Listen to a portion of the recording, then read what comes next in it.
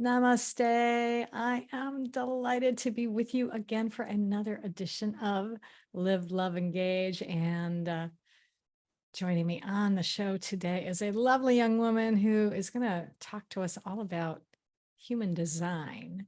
And her name is Bree Kuryk. So welcome to Live, Love, Engage, Bree. Thank you so much. I'm so happy to be here. Well, I'm really excited about having you on because I I know a little bit about human design from years ago, but let me share with our audience, those who are listening and those watching on YouTube, uh, why I have you on today. So she is a 5-1 splenic projector, which she'll explain later, podcaster, certified human design and Gene Keys business coach, a certified online business manager, and beach lover. Me too. With over 15 years of marketing experience, distilling all of the online business best practices and trends into clearly articulated strategies for clients of all sizes and industries. And Bree has realized her passion of examining the deeper purpose behind different tactics to help you find the most aligned way to build your business by tapping into your own intuition, which is something I absolutely recommend as well, because I think that's the best way for us to be able to, number one, just interact in life, but absolutely, it definitely helps us with our business. So I wanted to start off today in asking you what got you interested in human design, and then maybe also explain a little bit about what that is as well for those who are listening and are like, huh, what is it? What is that? What is she talking about? Totally, absolutely. So what got me down this path? So, you know, I have a very, I would say, somewhat typical story of just growing up. I was very much the rule follower where, got good grades, did all the things, like went to a good college, got a good, went into marketing, after, kind of just followed a traditional career path and worked my way up the ladder. And at one point, I realized I had gotten what was the job of my dreams. That was literally a job that the exact company and the exact role I had had on my vision board 5 years earlier, like somehow manifested it. And when I had that realization, and a couple of months into that job, I was so miserable. I was coming home crying every day and just was like really, it was very, very stressful. I was working in like a digital marketing agency. So advertising is like a very stressful situation. And it just wasn't what I was really passionate about. And so I kind of, like had that typical, like, what am I doing? If what I thought I wanted is absolutely not what I wanted, what do I actually want? And I had that thought process going on. At the same time, I'm just a student of life, like love learning things. I used to be known as like the trivia queen. Some of my friends still call me. I'm someone who just loves to learn and loves to learn about a lot of things. So things like personality tests and things like that always captured my attention. But I also always took them with a grain of salt, like the ones where you're answering questions about yourself. I'm like, oh, I can game the system so I can get the answer that I want. But what I really love, so, astrology kind of piqued my interest where I was like, oh, you can't game the system. It just tells you what you are, essentially. And with that, I remember listening to a podcast, on my way commuting to this job in Chicago, and heard someone talking about human design. And I was like, oh, this is interesting. And because, astrology is a big piece of it. And just hearing this person describe what it was and what it does, all of this stuff. And I just kind of had this intuitive hit, which, I know I'll explain this in a second, but that was my splenic authority saying like, ding, ding, like this, this is you. I was like, I knew that I was a projector before I even looked up my own chart. And I felt it was very interesting. I just felt seen. I felt very known. And then of course, being the student of life that I am, I went to Google and like looked up a bunch of stuff, and that just kickstarted my whole journey with things. And I, for a very long time was kind of just studying human design on my own and kind of like being beautiful thing about human design, which I'll get more into in a second, but it's also called the science of differentiation. And so the whole purpose of it is to approach things, like it gives you guidance, but ultimately you approach things as an experiment and like, well, okay, this is interesting. Does this work for me? Like it gives you guidance and you get to play with things and see what works for you. It kind of gives you that framework. And so I was kind of doing that in my own little bubble, like within my own life, and wasn't really talking to a lot of people about it, except maybe some online friends that I found. And then at the same time was kind of going through this like career trajectory, where I ended up leaving that job and then got into online business management. So took all of those marketing and operation skills that I had gathered for a while and started doing online business consulting and online business management. And then in 2020 kind of just was like, wait, why am I doing these two things in a silo? And started actually, taking the clients that I had through online business management and started talking more publicly and helping them use human design and integrate that with their business. And then things kind of went from there. In terms of what human design is. So human design, like I kind of alluded to, it is called the science of differentiation. It is a combination, it's a system of a bunch of tools that we all might be familiar with, like astrology, the Kabbalah tree of life, the Indian chakra system, and what's the one Chinese I Ching. I'm like, which one am I missing? Did I list 4? Yeah, that's 4. Western astrology. Yeah, I was like, I got all 4. I don't want to miss them because I want to also be mindful of like, these are pulling from different cultures. And I want to make sure to give credit to the ancestry and the lineage of those the ancient sciences as well. But it also pulls in some modern sciences like neuroscience and quantum mechanics and biochemistry. So it's like, just for a science nerd like me, it just was amazing to there's so many layers to it.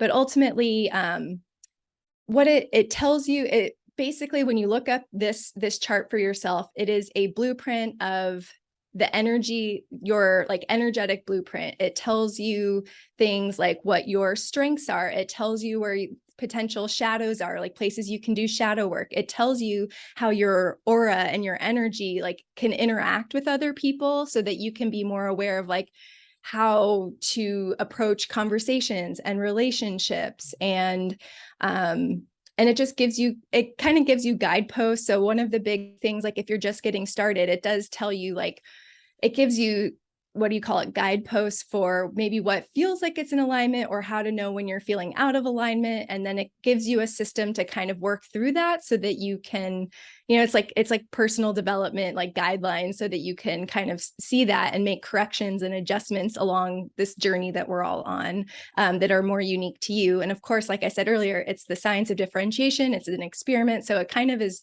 it's just a system to play in and see, feel out and experiment with what works for you, what doesn't work for you, what shadows pop up in these situations and things like that. So there's a lot to be done. I'm barely brushing the surface, but the good thing about it is that there's layers and layers deep. I've been studying it now for 6 years. I'm coming up on 6 years of like studying it pretty deeply. And there's still more things for me to learn all the time. But at the same time, there's definitely things like areas you can just start with, and they give you like a running head start without getting too in the weeds as well. So that's what I like about it, is that it's easy to kind of poke your head in and just test it out. But if you do want to go deep, there's plenty to learn.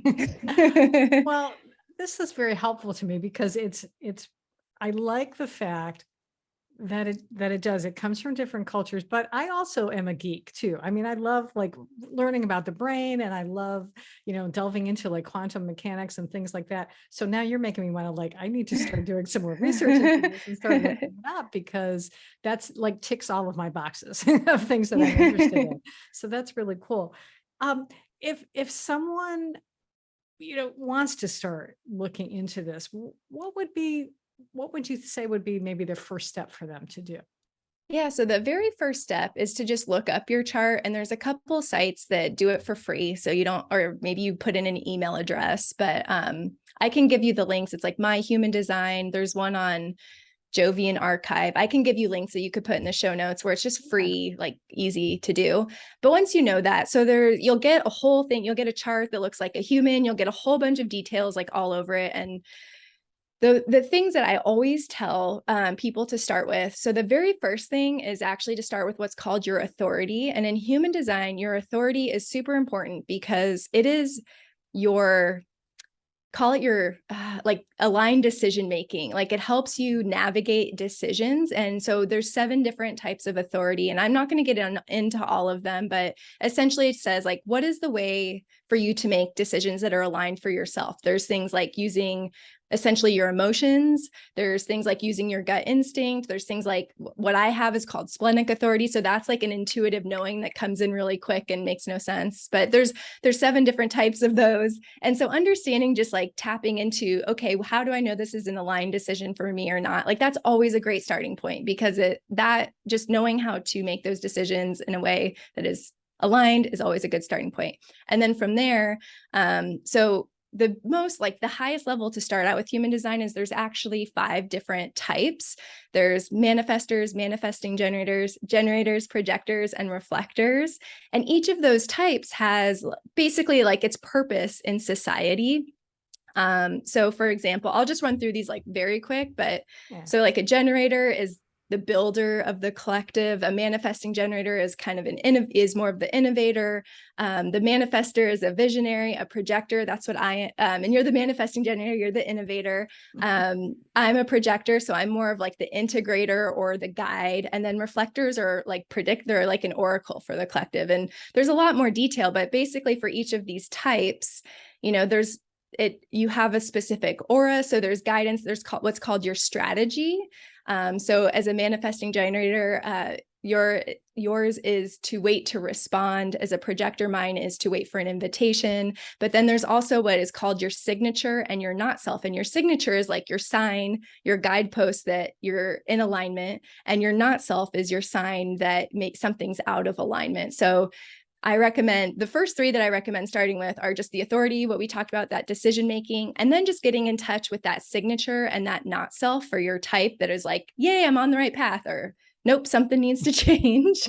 And then from there, the next thing would be to look at your strategy for your type. So wait to respond, or for like manifestors, it's to inform and initiate. And I'm going through these things really quick because I know we have limited time, but if this is something that is like appealing to you, Googling and like looking up your chart and maybe finding these 4 things and just like putting in Google, manifestor strategy to inform and initiate, you can learn a little bit more about it. I just know we don't have time here.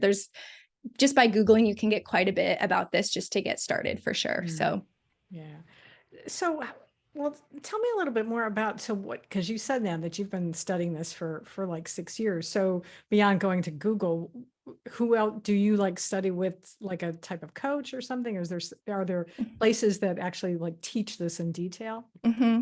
So I'll take you through my process, and everyone's kind of different, right? My process first was Google. And when I hit the max on Google, then I bought basically every book there is out there. So just on Amazon, it was like, okay, human design. And, there's many, many books, but there's like probably 3 or 4 or 5, like there's an actual textbook written by the guy that downloaded Ra Uruhu, and one of his students like wrote an actual textbook. So that one's very dense, but very inclusive of everything. And then, so I bought a lot of books, and then when was this?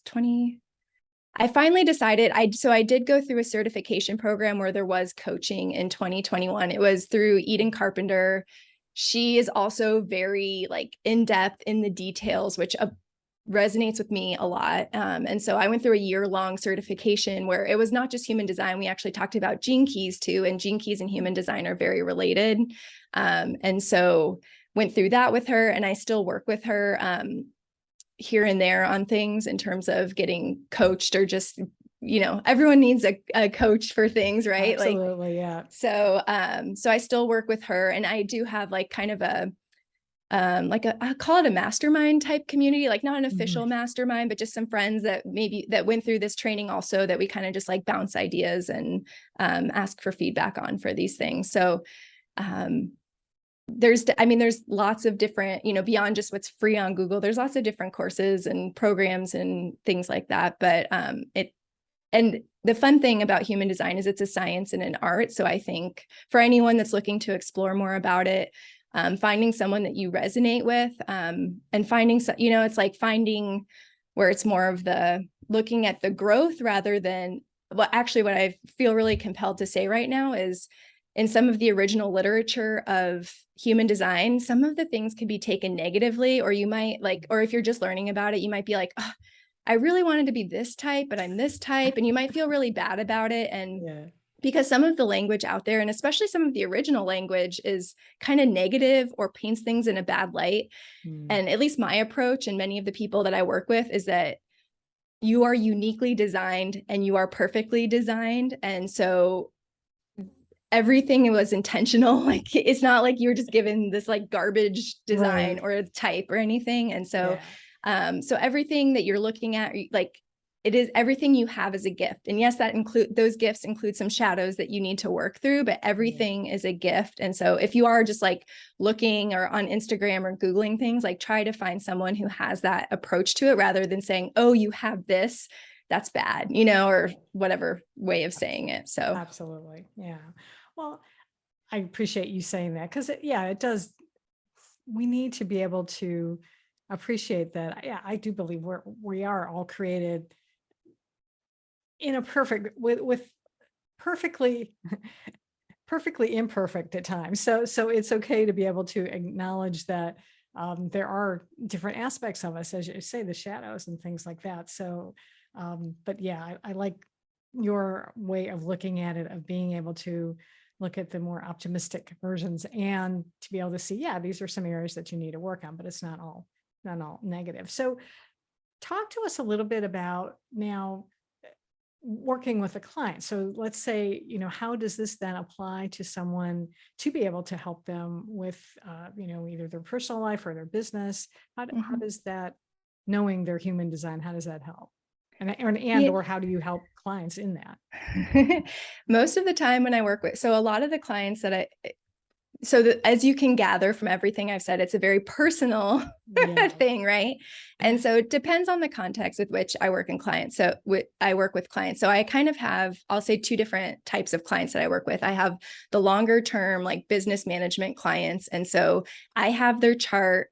And just like astrology, there's things like transits that come into play and like change things. And so usually when I'm working with them, it's like, what's going on in your business? How might the transits impact that? Or how might, for me, especially as a projector, I'm looking at seeing patterns or things that come up that maybe people don't recognize in themselves. So if something's really, they're like, oh, with this, this feels really frustrating right now. I'm like, oh, frustration. Like, that means something's out of alignment for, you as a generator or manifesting generator. So let's dig into that a little bit. So kind of just like knowing their design. And I always like will have it pulled up. And then, so I'm kind of like guiding them through, okay, well, then what can we do instead that feels better? And just kind of like guiding those business decisions, knowing what their design is, or saying, hey, right now in the transits, this is going to be just a frustrating time in general. So maybe let's not make any big decisions. Let's kind of just, and so guiding them in that way.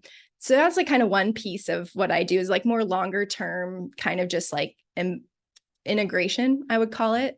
The other side of that, as I work with, business owners, entrepreneurs who are really, because my background is a lot in marketing. So I have a program and I do one-on-one work with people who are looking to really, so the cool thing, so human design is kind of like, it's an operating manual, but when you also add in gene keys, which is similar, you get a lot, like there's a lot of like storytelling. And so I've used that, like what is in their design and their gene keys, to help them come up with their brand strategy and their marketing strategy, and to integrate that like uniqueness of their design into their brand so that they can stand out in a crowd, because that's ultimately what will get you. So it's like, and it's doing it in a way that is authentic to their own energy, working with their own energy, instead of just saying like, okay, what differentiates me? Like the very traditional or like logical kind of like marketing. Like, yes, I do that and I have that background in that, but I also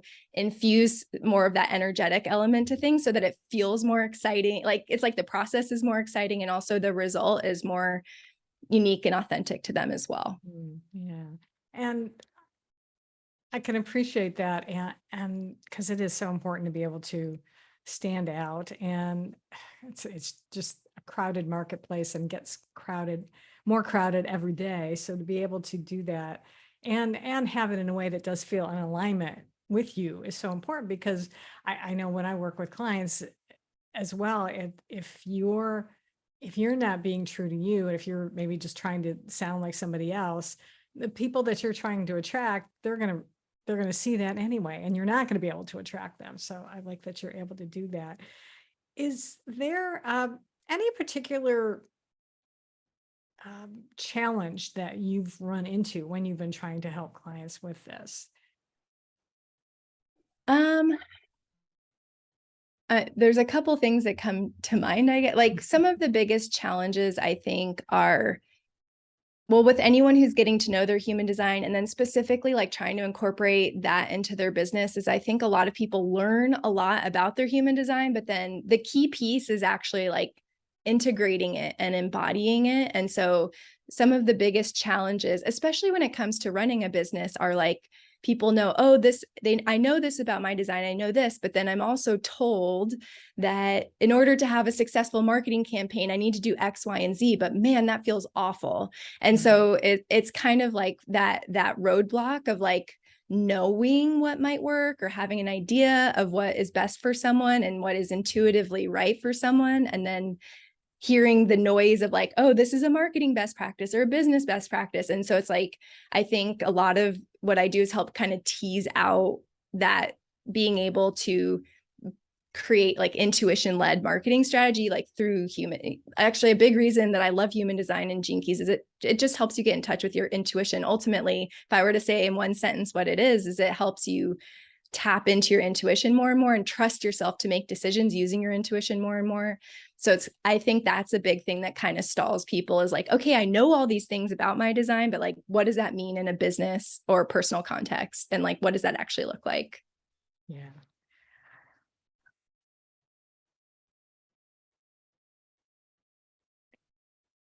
I definitely can see that can be a challenge for clients, and because there is so much noise out there and it's so hard to differentiate. I mean, I've been going through something myself and just was realizing that I was getting also caught up in the, oh, it's not happening as fast, and then it was like, okay, I had to let that go and just get back to just talking about what it is that I like and what's important, and not worry about it. So, um, is there someone who maybe wants to do this type of work? Can they, or let's say they've learned about themselves, and even taking aside the, saying, oh, the marketing needs to be this way, but they want to be able to follow their intuition. Is there any way still, though, if they were to follow their intuition, let's say, that they could get it wrong? Well, here's my approach to like this is kind of the fine line that I feel like I'm always treading as someone who has 15 years of actual like marketing experience, Right. and someone who, and then also someone who believes in intuition and following your intuition. And I think where people feel like they get it wrong is when things don't happen as fast as they expect them to, or they underappreciate the learning, like they see the failures and underappreciate the learnings. Because I think and this is challenging, and I'm saying this from a place of I've absolutely experienced this. I experience this all the time. I am by no means immune to any of this, but I think is like when you're, I always think, okay, take a step back. Like, what is the long-term view? Are you creating something that is your legacy, that is something that you want to do for years or decades, or are you creating something that's just successful tomorrow? And even though, this might not have been as success, you might not have seen the result that you were expecting, but you learned something that is going to help you long term. Because for those of us here that are listening, and myself and you included, we're not starting a business to build ourselves another job. Like, we want it to be something we love, where we're helping people. And so I personally believe there's no way you can go wrong if you're following your intuition and doing what you love and helping others in the best way that you can, using the gifts that you have. And so sometimes that means in the short term, something might not turn out the way you expected, but if you take the step back and take the learnings from it, try to do things better, and knowing that expectation is the long-term success and fulfillment, I don't think there's any way you can go wrong. Yeah, that's sort of where I was coming to today, realizing that for myself. Exactly. It's like, yeah, just, yeah, even if this doesn't happen, it's, in the timing that I wanted, I know I'm still learning a lot and have already learned a lot of lessons in what I've been doing. So I'm trusting that it's all good and it's all happening for a Yeah. reason. So And let me say for the second or third or fifth time, like yeah. it's not always easy to just admit that.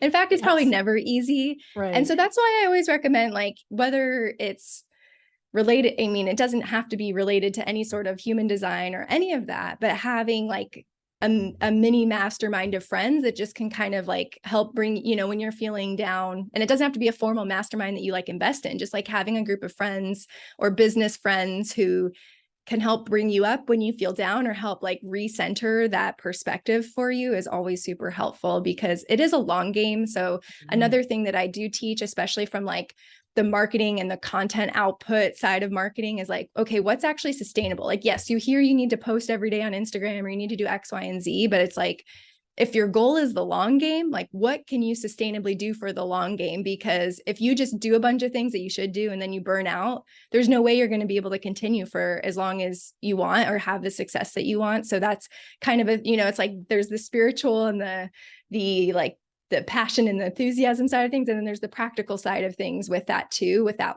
having that long view. Oh yeah, absolutely. Yeah, this is actually the second incarnation of this podcast, because the first time around when I did it in 2015, it was all about online marketing, but I was told that the best way to be successful is to, if you can do a podcast every day, or at least 5 days a week, then Oh you'll my grow goodness. it. And so that's what I did for about 9 months. And just burned out on it. And I mean, Oh eventually, my because gosh. especially at the beginning, I was just doing all the episodes.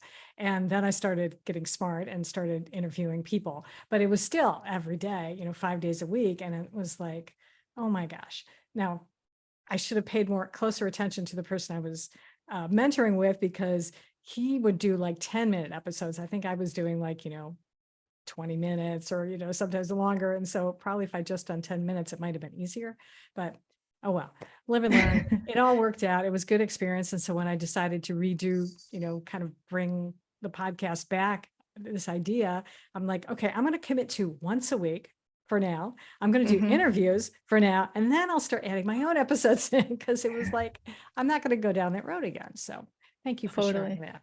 Yeah, of course. I can relate in many ways. I mean, I have a podcast. I knew this is me like after learning doing the Instagram, like all the other things. And I was like, okay, like what can I actually commit to? And yes, maybe it's a slight challenge, but it's like not so much where, gosh, you saying 5 podcasts a week, like for anyone watching the YouTube, I'm like, my eyes just like bugged out when you said that. I was like, whoa, what a commitment. I know. Yeah. And I was editing them all myself as well. So, Oh so my now I even have an goodness. editor. So I got smart finally. All right. I've got a cat here who wants to be in the podcast today, I Oh, guess. So I love cats. my Siamese is usually he's taking a nap, but he woke up. So there we go. Um, all right, we're nearing the end here, but I like asking this question of my guests, and because it's interesting to get the answers that come out. So, what are you curious about right now? Oh my, everything. I would say like to kind of just from a what am I contemplating right now? One of the things that I'm spending a lot of time thinking about, like in my business, is so like I said, I come from a heavy marketing background, and specifically I was in marketing data and analytics for quite a while. So I have a very logical brain, logical background. So what I'm really curious and what I'm kind of like formulating in my mind is, how can I take things like that are logical, but like how does the spiritual come into things like that? Like, how do you, because I know, and I have some ideas to this, but it's like, think, because numbers and things like that are important in business. And I don't think you can deny that, but I also don't think it has to be the same that we hear or that, and so that's kind of what I'm curious is like how to follow that thread through, how to have a more like, not just spiritual approach, but a more like just more creative approach to data and numbers and feedback in general. So that like playing with that is what I'm really curious about right now. And I'm think I'm getting close to getting ready to sharing my like theory, I guess, call it a theory or experiment on that. But it's definitely kept me interested in just like pondering for quite a while recently. Yeah. I love that. Yeah, because I've sort of went through a similar thing because I had been my business for years was SEO copywriting, and then I started feeling this pull to be more get involved in more spiritual, and I kept trying to figure out how do I combine the two, and I'm sort of landing on a way to do it now, but yeah, I can understand how you have been. Um, trying to integrate. So it'll be curious to see what you come up with and what you finally Yeah. reveal to the world. So I'll be SEO is another one that I kind of put in that bucket as well, because there's a very established science, like with right. analytics, data, SEO. There's a pretty, I mean, I know the algorithm always changes, but there's pretty much a science to how to do that well. And so the thing that I love contemplating in general is like, how do you infuse some of the magical into the science and do that in a way that's more seamless? So you're not just thinking with your brain on what, one half of your brain or the other, how it's more of like an integrated process. So I love that you mentioned SEO, because I'm like, oh, that's another one that's on my list to think about, because it is one of those things where it's like, yep, copy paste this science or this process. And while that's cool and all, it's like not that exciting, because I do work with a lot of spiritual entrepreneurs who won't even touch analytics. They won't touch SEO. Like they're like, heck no, that is way too logical for me. I'm not a numbers person. And so my goal is to introduce it in a way that is applicable and a little bit more fun and spirited, like exciting to people, no matter what stage or level you're at and what you're interested in. Absolutely. Yeah. Well, that's why I liked SEO copywriting, because it was like I like research too. So I loved finding the keywords, but then I like to be able to be creative and writing the copy in a way that actually makes people want to take action. And so that was my fun thing. And I still enjoy doing that. So I even as I'm doing coaching, but I also still like to do the writing. Yeah. So oh my gosh, we've covered a lot, and yet I know scratch the surface at the same time. So if someone out there is like really intrigued and would love to know more about you and human design, what is the best place? How can people contact you? Yeah. So I also have a podcast where I talk about just all things. There's always some sort of human design and gene keys, but I also talk about just business, entrepreneurship, marketing, strategy, things like that. It's the Frequency and Flow podcast. You can find it anywhere. And I also have on my website, I have a free workshop series that is great for people who are just wanting to kind of get started or understand like how to align your business and human design. And even if you're new to human design, I do take you through like very quickly how to look up, I have a resource like how to look up your chart and things like that. It's called, the workshop series is called Human Design, Marketing Strategy, and Business Alignment. It's just a couple different like workshop videos and a worksheet and things like that. And you can find that just any link wherever on my website or Bree Kuryk /hello too. All right. Excellent. Well, I will have all of that information in the show notes so people can check that out. And this has been a delight. And I really appreciate you enlightening me on human design personally. And so, like I said, I'm going to do some more research on this now, because I'm definitely more curious about going a little bit more into it. And so I appreciate that. So thank you so much for being with us today. Really, I'm glad that you were able to spend some time with us today. Yeah, thank you so much for having me on. This has been such a fun conversation, and you asked some great questions. So I really appreciate that too. My pleasure. And I also want to thank all of you for watching and for listening. And I just always ask that if you're getting value out of this, if you can share it with a friend, and definitely either make sure that you're subscribed on your favorite podcast platform, or you can subscribe to my YouTube channel, which is Gloria Grace Rand. And until next time, as always, I encourage you to go out and live fully, love deeply, and engage authentically.